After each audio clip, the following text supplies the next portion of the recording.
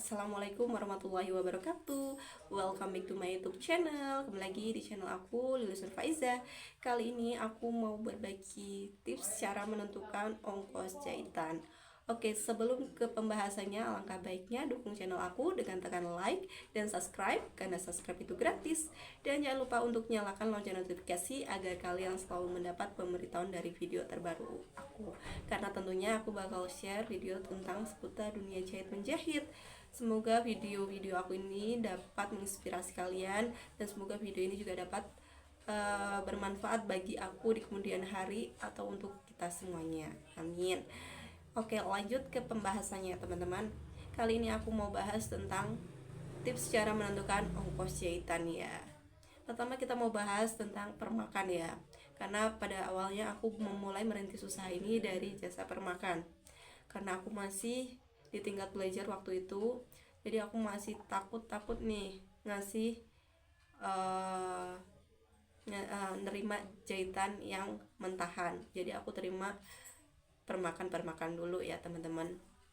Jadi pertama kali aku ngasih ongkos permakan itu aku masih sungkan, masih ragu, masih bimbang, masih banyak pertanyaan, ini kemahalan gak sih, ini wajar gak sih, orangnya kapok gak sih, besok orangnya kembali lagi gak sih sama kita, atau jahitin di kita lagi gak sih, gitu. Pasti ada pertanyaan di benak-benak aku yang seperti itu. Kalau kalian gimana? Kalian boleh tulis kolom komentar ya untuk pengalaman kalian pertama kali memberi ongkos jahitan. Oke, lanjut. Waktu itu aku masih searching nih, sering bandingin harga di online pasaran itu wajar gak sih sama harga yang aku patokin ke masyarakat gitu ya teman-teman. Dan aku ngelakuin tips ini, aku melakukan penilaian dulu terhadap penjahit lainnya, baik via online maupun offline ya teman-teman. Karena itu penting banget biar harga aku tuh nggak terlalu tinggi maupun nggak terlalu rendah, nggak terlalu buntung ataupun nggak terlalu untung. Jadi tetap ada pemasukan everyday every time-nya gitu, walaupun sedikit tapi harus tapi berkah gitu ya teman-teman. Oke, pertama kita lihat dulu nih hasil jahitan kita. Jahitan kita tuh jahitan yang masih di tahap belajar atau udah jahitan versi senior atau seperti jahitan butik. Kalau misalkan jahitan kita masih di tahap belajar, kita jangan kasih ongkos yang mahal-mahal. Takutnya orang tuh belum puas dengan hasil jahitan kita, kok udah dikasih harga mahal, pasti orang besok nggak kembali lagi untuk jahitin di kita gitu ya teman-teman. Yang kedua, lihat dulu tingkat kesulitan apa yang kita kerjakan. Misalkan jahitan itu tuh modelnya susah atau permakannya itu susah, kita harus sesuaiin dengan tingkat kesulitannya dulu. Kalau semakin sulit pengerjaannya, maka wajib nih kita kasih harga yang agak mahal gitu, karena memang butuh waktu yang lama, memang kita harus banyak mikir, terus benar-benar menguras tenaga, pikiran, waktu, dan lain sebagainya. Itu yang kedua. Yang ketiga, kita lihat nih kebutuhan yang kita keluarkan. Misalkan mayat atau pasang reed itu juga ada macam-macam.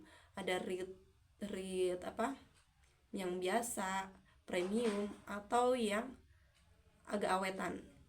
Semakin terus ukurannya itu juga mempengaruhi harga ya teman-teman.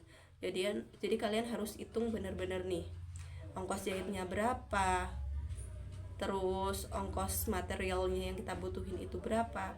Paling nggak tuh kita ada keuntungannya ya. Nah itu dia. Terus the last itu kita harus lihat circle kita tinggal di mana. Misalkan kita di desa, jangan kita kasih patok harga kota ya teman-teman, atau harga butik. Itu sangat-sangat menekan masyarakat, karena misalkan mereka banyak sih masyarakat yang sering ngelontarin kata-kata, masa harga jahitannya itu lebih mahal daripada harga barang jadi gitu ya, atau beli baju jadi gitu. Banyak banget kata-kata itu yang sering dilontarkan ke penjahit ya, termasuk aku, pengalaman pribadi aku ya. Tapi aku nggak marah, dan aku bisa, dan kita harus belajar cara mengatasinya dengan cara kita bisa memilah-milah kata-kata yang baik, kata-kata yang tidak menyinggung customer. Misalkan kalau ada customer bilang, "Mbak, ini kenapa ongkos jahitnya mahal ya? Padahal kan itu apa, cuma modal benang, atau padahal kan aku beli kainnya cuma berapa ribu doang, berapa puluh ribu doang, kok bisa ongkos jahitnya mahal segitu sih?" Nah, kalian harus pintar nih cara mengatasi masalah. Seperti kita harus kasih kita eh, kasih masukan dulu nih ke customer kita, atau sebelum dia jahitin ke kita tuh kita harus jelasin dulu, "Mbak mau jahitin kayak apa, mau model apa, atau mau perma apa," gitu ya. Kalau misalkan dia jahit mentahan gitu ya, dilihat dulu. Kalau misalkan modelnya susah, bilang dulu, "Maaf ya Mbak, ini modelnya agak rumit. Misalkan kalau model biasa sih ongkosnya sekian, kalau modelnya kayak gini yang agak ribet, terus banyak payetnya, banyak requestnya, ongkosnya sekian, mau nggak?" gitu ya. Jadi kan orang nggak kaget gitu.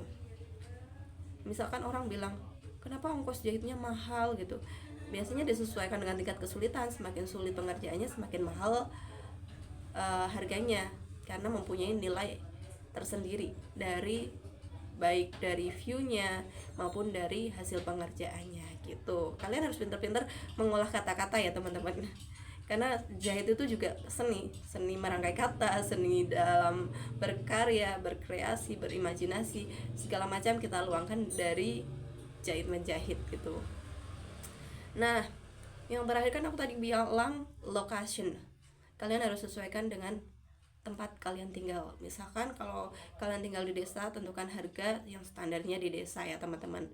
Paling nggak kalian tetap dapat untung, tapi tidak mencekik masyarakat.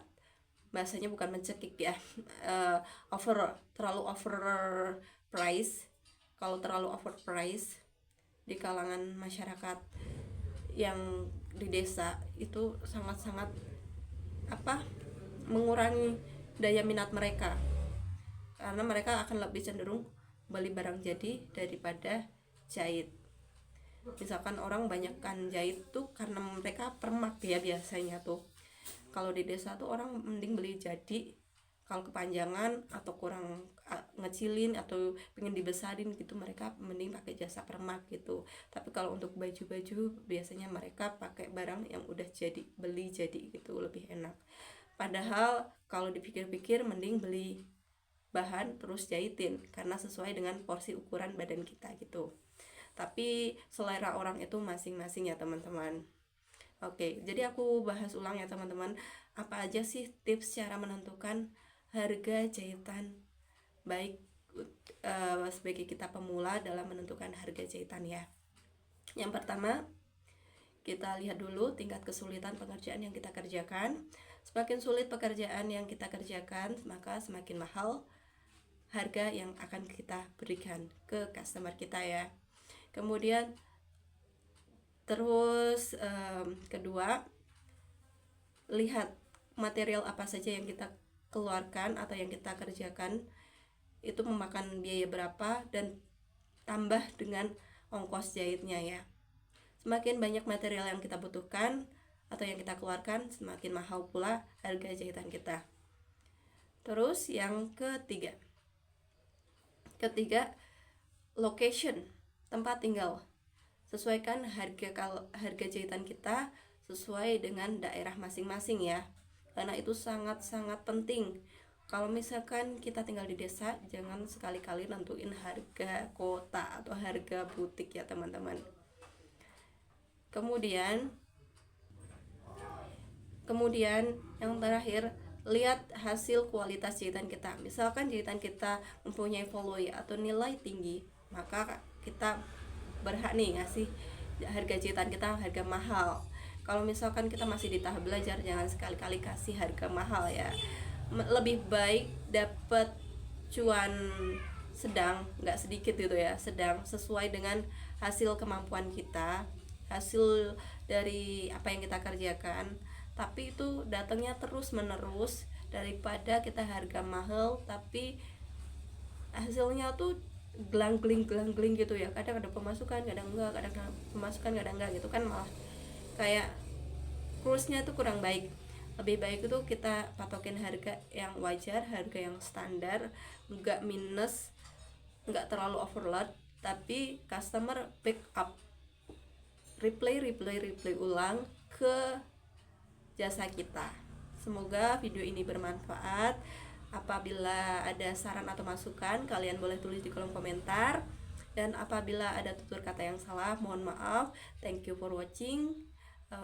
See you next video. Jangan lupa untuk like dan subscribe. Bye bye. Wassalamualaikum warahmatullahi wabarakatuh.